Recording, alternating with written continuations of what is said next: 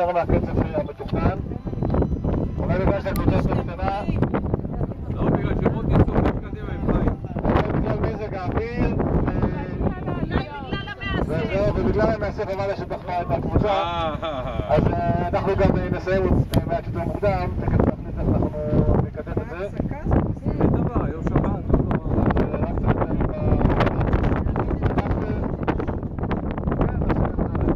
אנחנו נמצאים במקום שנקרא, כמו שדיברנו, מי שזוכר את המפה שעשינו קודם.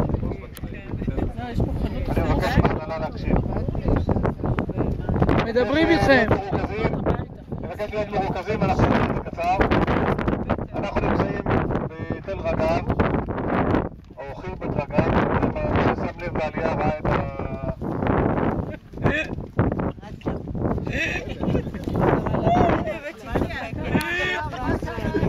זה מוקלט הפעם, זה מוקלט! זה מוקלט! זה מוקלט!